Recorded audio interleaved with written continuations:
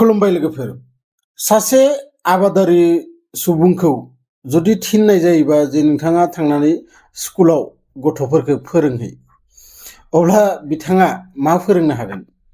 जोबोद interesting video लानानै आं नोंथांमोननि थाखाय दिनै नुजाफैदों आरो बे भिडिअखौ नोंथांमोना जोबजासिम नायबा नोंथांमोना मिथिगोन जे दिनैनि सरकारा, दिनै जोंनि जि सरकार जायफोरा एन्सार होनांगौ सुबुंफोरनि बाथ्राफोरखौ, बै सरकारनि बिसयै आं नोंथांमोननो फंनैसो बाथ्रा बुंगोन, नोंथांमोना गोसो होनानै खोनासं। सासे गथ'आ मोनसे गेदेर एग्जाम, जायखिजाया निटआनो जाथो बा IPS नि जि UPSC आनो जाथो बा बोर्ड एग्जाम, जायखिजाया गेदेर एग्जामनि थाखाय बोसोरसे गथ'फोरा जाया लोङा उन्दुआलासिनो सान हर निजेनि खुसिफोरखौ दोननानै बेरायनो थांनो लुगैदो थाङाखै, बा सोरजोंबा लोगोनि न'आव थांनो लुगैदो थाङाखै, टिभि नायनो लुगैदो टिभि नायाखै, बिदिनो बियो बोसोरसेखौ खाथायनानै जेरै थेरै एग्जामखौ होनानै फोजोबो। आरो एग्जाम होनायनि गेजेरावनो साननैसो उनाव मोनसे निउस फैयो जे पेपारा लिक जादों होननानै। अब्ला बै गथ'नि जिबना मा रखम दुखु मोनगोन नोंथांमोना साननानै नाय। बोसोरसेदि ओरैनो थांगारो, जिखिनि खस्थ' खालामो, लोगोसे जुदि सरकारा मास मोनसे उनाव एग्जामा जाफिनगोन होनबाबो जायखि बियो एक्सुअलि आइडिया खालामनानै रेडि जादोंमोन एग्जामखौ होनो। दा बैफोर कुवेसना फैयालासिनो बेलेगबो फैनो हानाय, बेसेबां टेनसन। बिनि सायाव आरो निटनि जि परीक्षा, बै परीक्षाया आरो जोबोद माने गेदेर परीक्षा। आरो बे बिजेपि सरकार जानायनि उनाव निटनि पेपारानो जाथो, CBSE नि पेपारानो जाथो, जायखिजाया बोर्डनि पेपारानो जाथो, 20 खाननिबो बांसिन एग्जाम पेपार लिक जादों। आरो बेयाव लिक जानायाथ' गोदोबो जादोंमोन बिदि नङा, गोदोबो जादोंमोन आरो दाबो जादों। नाथाय पेपारादि लिक जादों बेखौ रावबो गनायनानै लाया, बा बिनि दायित्वखौ रावबो लाया। इदि पेपार लिक जाबाय दोङो, बिनि दायित्वखौ सोर लागोन? मानि थाखाय लिक जादों? आरो बैफोर बाथ्रानि थाखायनो साब्रै साबा गथ'फोरा सुइसाइडबो खालामदों। आरो बेफोर दावराव दावसियावनो सासे गथ' आमेरिकायाव फरायो, जायनि नामा अभिजित दिपके होननानै। बिथाङा ओरैनो मोनसे कमेडि टाइपनि मोनसे वेबसाइट खुलियो, इन्स्टाग्रामाव एकाउन्टबो खुलियो। आरो बियो बेयाव लिरो जे जायफोरा खामानि दामानि गैया, बेफोरो बे वेबसाइटआव जइन खालामनो हागोन। आरो बे वेबसाइटनि मुङा जाबाय क'क्राझ जनता पार्टी, माने CJP।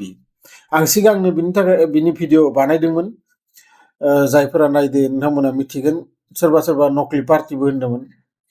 आरो बे दायित्व लायैनि थाखायनो बिथांनि जि रुल्सफोर बेयाव लिरनाय दंमोन, जाय बाथ्राफोरखौ बिथाङा बै इन्स्टाग्रामनि थ्रुयै बा वेबसाइटनि थ्रुयै बुंदोंमोन, बैफोर बाथ्राया एक्सुअलि जोंनि इन्डियानि जेसेबां सुबुंफोर दोङो, बे सुबुंफोरा बुजिना मोनदों एक्सुअलि बाथ्राया मा।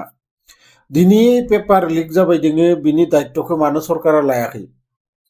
बा जाय एडुकेशन मिनिस्टार बिथां धर्मेन्द्र प्रधान, मानो बिथाङा रिजाइन होआखै, बा मानो बिथाङा दायित्वखौ लायाखै जे दिनै आंनि दायनि थाखाय बा आं दायित्वखौ लानो हायाखै, बिनि थाखायनो पेपारा लिक जादों आरो आं दिनै रिजाइन होबाय होननानै मानो गनायना लायाखै? नोंथांमोना दिनै 14 बोसोराव सोरबाफोर सासे मिनिस्टार MLA रिजाइन होनाय खोनादोंना बे बिजेपि सरकाराव? पहलगामाव हिन्दु होननानै मुस्लिम हिन्दु नागिरनानै गावथार गारलाङो। सोर लादो दायित्वखौ? दिनैसिम रावखौबो हमना मोनाखै, दिनैसिम रावबो हमजायाखै। अबेनि सोर फैना गावथारलांदो एख' तदन्त गैया। बिनि उनाव पुलवामायाव इमान गेदेर मोनसे एटाक खालामो, टेररिस्ट एटाक जायो, जायखौबो बिजेपि सरकारा दिनैसिम रावबो गनायना लायाखै। मानि थाखाय इमान गेदेर मोनसे मिस्टेक जादों मानि थाखाय बे सरकारा गनायना लायाखै जे जोंनि दाय होननानै बा सोरबा सासेया मानो दाय मानिनानै लायाखै आंनि दाय आं दिनै रिजाइन खालामबाय होननानै आरो बिनि थाखायनो बे अभिजित दिपकिया थांनाय 6 जुन खालि इन्डियायाव फैयो आमेरिकानिफ्राय आरो फैनानै बिथाङा बुङो जे आंखौ न'खरनि गासैबो आइ बिनानाव आफा गासैबो आंखौ फैनो थाखाय माना खालामदोंमोन मानोना आजिखालि सरकारनि जि रुल सालायबाय दङ जायनो सरकारनि एगेन्स्टआव माने नंगौ बाथ्राखौनो जाथो प्रटेस्ट खालामबाथाय बिखौनो जेलाव सोनानै दोनो सनम वांचुक सासे साइन्टिस्ट इमान गुबुन गुबुन हादोरनिफ्राय एवार्ड लाबोनानै होफैदो इन्डियानो बिथांखौबो जेलाव सोना दोन्दोंमोन दाखालि बावैसो गदों आरो बे प्रटेस्टआव बिथां सनम वांचुकआबो थांदोंमोन आरो खोब मोजाङै शान्ति भाबै जालांदो आरो नेक्स्ट जुदि बिथांमोननि दाबिया बेनो जे धर्मेन्द्र प्रधाना रिजाइन होथारनांगोन आरो जुदि होआबाथाय बिथांमोना साननै ना सानथाम टाइमबो होदोंमोन बा इखालिनो जिखालि प्रटेस्ट खालामदोंमोन इखालि 5 बाजियालागै टाइम होदोंमोन आरो इखालि जुदि मानिना लायाबाथाय आरोबाव बे प्रटेस्टखौ नेशनेल वाइज खालामगोन होननानै बिथाङा बुंदों अभिजित दिपकिया दा मब्ला बे प्रटेस्टआ जाफिनगोन बेखौथ' बिथांमोनासो मिथिगोन नाथाय बे जितु सिजेपि पार्टी होननानै जितु इन्स्टाग्रामाव एकाउन्ट खुलिदोंमोन सानथामनि गेजेराव 22 मिलियन फलोवार बिथाङा